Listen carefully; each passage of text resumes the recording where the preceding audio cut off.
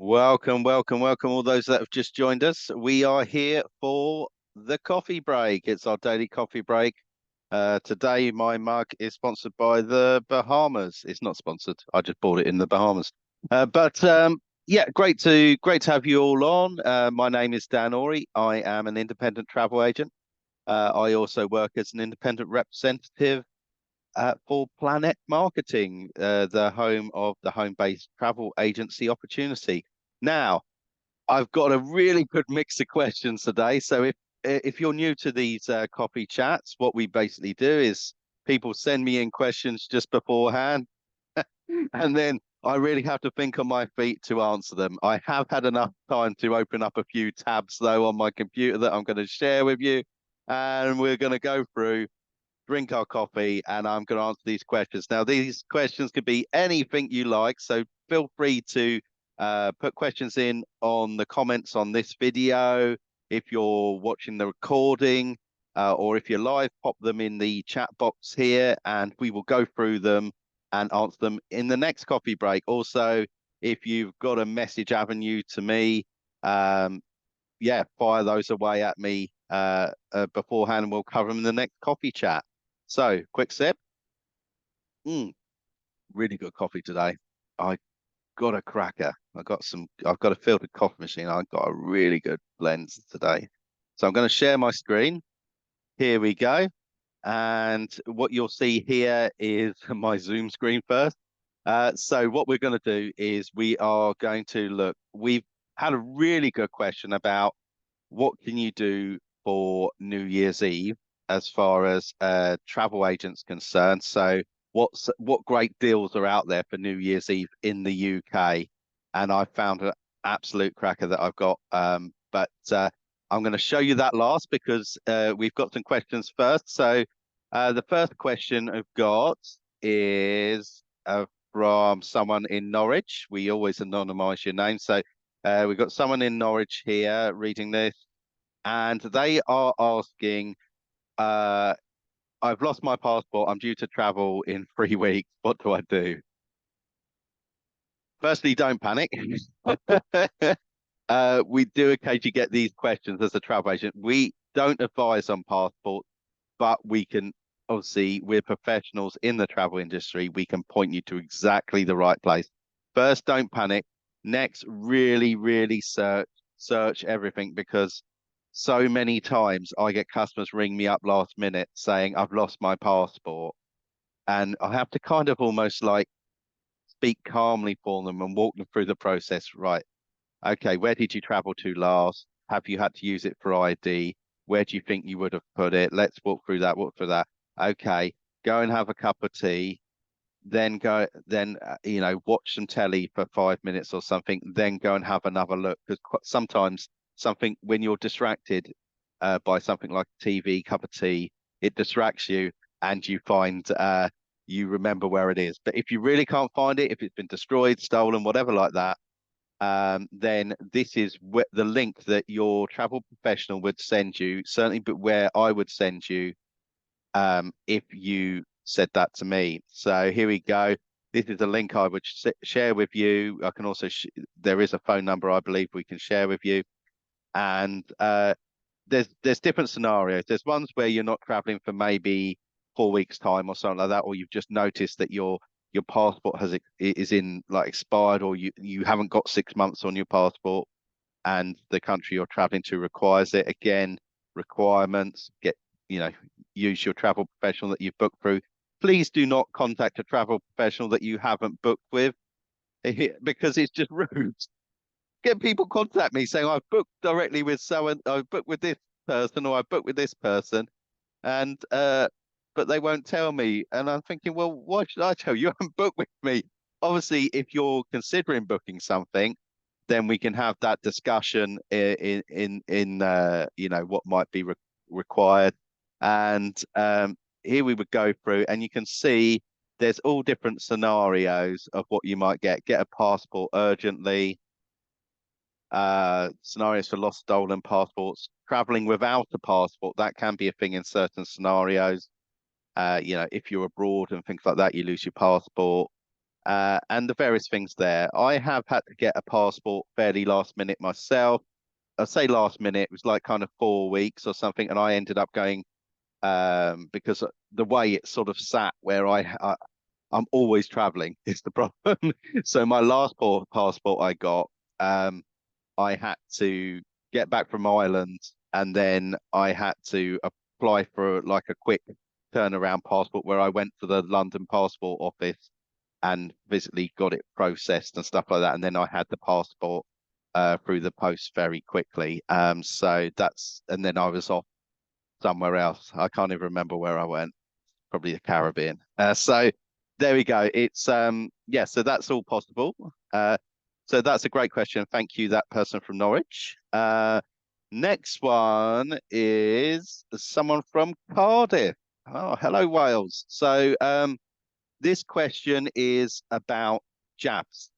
Or yeah, and just kind of what jabs do I need and stuff like that for Costa Rica. So again, normally this is the sort of question you ask if you're booked with someone. However, I know the person that's asked this question, and this is actually a kind of cheeky forum where you can get these questions in. Um, the This person is considering booking with me, so I'm certainly going to answer this question for you. And this is quite a common one. So, what jabs do they need for Costa Rica? So we're going to go to this one. Again, this is a link. We are not medical professionals, but we know where to find this information. And we have a good awareness of what might be an issue in a certain country. So Costa Rica. So Costa Rica's kind of Central America. And what we would do here is on the link that we showed, we would send you the direct link for the country. But I'm just showing you how we would kind of find it. Costa Rica there. And then there we go, your sort of Central American area, that area between between North and South America. Absolutely beautiful, you know, destination. Imagine beaches, imagine rainforests, uh, imagine a terrifying looking zip line that you can do. There's no way I'd do that. My sister's done it. But yeah, so this it will give you all the information you need as far as health, etc. on here. Recommended vaccinations. You can see that all goes through there. So I'm going to yeah, I'm going to let Pete you. I'm going to send you this link. This person from Cardiff because we know each other, and you're going to have a look at this. But there is I don't want to get into advising medically, but you can see on the screen here what there is there. One thing I would really highlight, which is a big thing, because Costa Rica is quite a popular destination for honeymoons. And this is a conversation I will have with every customer in a way, but particularly honeymoon customers, is the risk of Zika virus. Now, if you again, I'm not a medical professional, but if you don't know about Zika virus, this is something to really strongly consider because it's very prevalent in there, and it can, from my understanding, it can be transmitted sexually as well. So it would cover both partners. And the big risk is that actually, as an illness, again, my understanding is that the main risk is to pregnant women as to the actual fetus itself. But also there is a kind of 6 month period as well where you shouldn't try for a child for this reason. So for honeymooners particularly, this might not be the best destination if you're going to be trying for a child. You are trying for a child. You're not using birth control, something like that. I would we again, it says here, pregnant women are advised to avoid travel to this destination. Okay, so that's a really good little thing that a travel professional will be aware of, particularly one that specializes in this part of the world.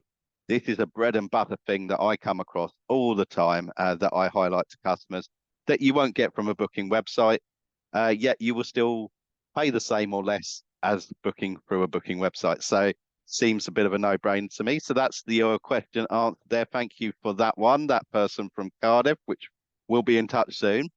And then next one. Okay. Uh, this is yes. So yes, I brought the tab up for this. I'm just gonna have a swig of coffee. Oh, that's so good coffee today. I'm buying that coffee again. So what we've got here is someone from London. They've heard from a friend that it might not be safe to go to Iceland. Um, they're thinking of booking something quite last minute, like next 4 weeks. Okay, right. Okay, so yes, yeah, that was what I thought. So I have brought the tab up for that. I think I get what you're getting at here with Iceland because there's been some volcanic activity. I'll let you in on something. There's always volcanic activity. Iceland is a massive blinking volcanic island. So that's why there's hot vents everywhere and everything like that. Currently, at our understanding, it's yep, totally safe to travel there at the moment. Obviously, this is based on our understanding. We would send you again, your travel professional will send you the UK government link to what their current assessment is with all the risks. So you'll be able to read for yourself. But we will know where is and isn't safe to travel to, and we will tell you we will tell you if it's not safe. But of course, advisory wise, then it's down to your own judgment, and we would put the information in front of you. What this concern probably was to do with some volcanic activity, and you've got to be careful sometimes. Make sure your insurance is covering issues to do with that, and it will be mainly to do with areas that you're traveling, things like that. Might do with flights because I don't know if you remember a while back, um, the volcanic ash cloud. I do remember that quite well. The amount of cancellations that caused, the people weren't even going anywhere near Iceland. However, it looks to be that at the moment the activity is above normal levels for earthquakes, volcanic activity, and stuff like that. Um, However, we've got people traveling there all the time. It's more something that's being monitored. It's something that they kind of live with, bit like with very so many parts of the world, like Los Angeles and yeah, so many parts. And New Zealand's a great example as well. So yeah, so at the moment, yeah, have a read there. It's your judgment. If you wanted my personal, would I go? Yeah, yeah, I wouldn't have a problem just knowing the um the history of it there, but it's something that you would always constantly monitor. You make sure you book through a reputable company like ourselves. Everything we do is package travel regulated. So if you're booking a flight plus accommodation plus other bits, that's falls under package travel regulations. And so if there is disruption like this, if you do need to be looked after, if there's something were to you would be more than normal activity in on the country or wherever you're going in the world, we would be bound by law to look after you. You've also got your atoll if there was a issue with the airline. You've got your ABTA as well, so your money's safe. And basically in that scenario where the advice would suddenly change and you couldn't travel, we would obviously be able to sort that out for you. But so important at time of booking, you must make sure you get travel insurance. Now, you don't need to get travel insurance for us. And in fact, we don't offer travel insurance for this specific reason to give you confidence that you're going to get the most appropriate and best price. And so what we do is we have a preferred supplier that we can share a link with you. But you can just shop around, make sure that you're happy that you've got the best cover and the best price. So that was what we would cover there with Iceland. So that was just a nice little topical one there. Again, today is the 14th of December 2023. So that's kind of what we're looking at live. But we can, again, if you're dealing with a travel agent or travel professional, then this is the kind of stuff that they would link you straight into. They give you the direct links if you were if you were in the booking process with someone, or if you had booked with someone. Okay, but please don't be cheeky and just ask for these links. You can see it on the screen here, so you can take a note of it, but that's kind of what we would say there. Now, now to our big headline question, which I absolutely loved when I saw it. Okay, so this is someone was actually, we've got two names here. So it's obviously a couple in Bournemouth. Great to hear from you. Uh, any ideas for a UK break during New Year's? Yes, I've got a cracker for you. I have got a cracker. Here we go. Okay. Tower of London. What I call my Tower of London package. This is an amazing package. I've got a lot more detail to this and different dates. Now, the lead-in price on this, if you were book it to book it generally any time in general, it's a 2-night stay. So the lead-in price for this package, there's lots involved, would start at £199 per person. I do believe that currently, because it's based on a live pricing system to do with availability, but currently when I look early, just when I saw your question, it was £212 per person for a 2-night package over New Year's. So getting there New Year's Eve, so it'd be day before New Year's Eve. So day before New Year's Eve, New Year's Eve, and then checking out New Year's Day. So you'd be in London for that. I think that was about 212, I think, per person. Currently, at this very moment, all prices are live and subject to availability and change. So there's the old caveat. But here we go. What do you get in this? So you get a fantastic location with the President Hotel. We would share the pictures of this hotel with you. It's spectacular. It's a really great hotel and fantastic price for this hotel. Really good location. You'd be able to explore the Tower of London and so you know where it is and all locations. But here we go. Full English breakfast daily. So really good catering there. So you'll get that for those. You'll get tickets to the Tower of London on the second day of your stay. Okay, that's worth 36.60 per person.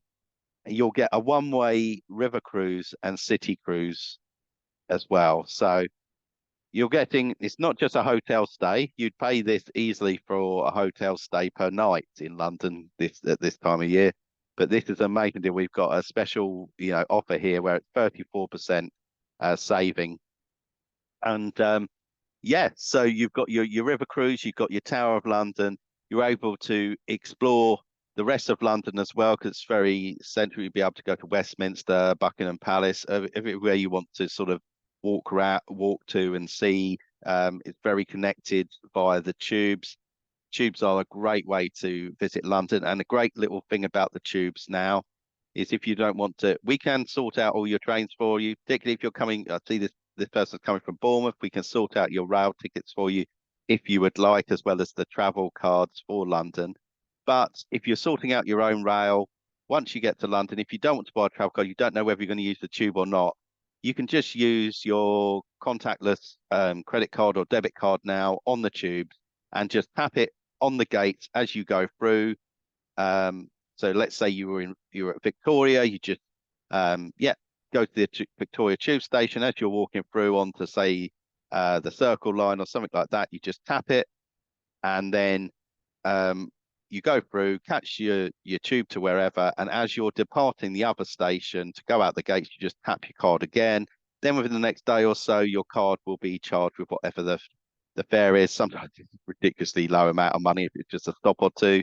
You can do that, or you can buy a travel card. So that's really great. Great way to get around London is the tube. You can also do the buses as well. But so many places you can just walk for instance, Westminster, if you were seeing Buckingham Palace, you would go which is right near Victoria, so you could walk from Victoria Station to Buckingham Palace if you wanted to, then walk along the Mall, and then you're literally in Westminster. You walk down, you will see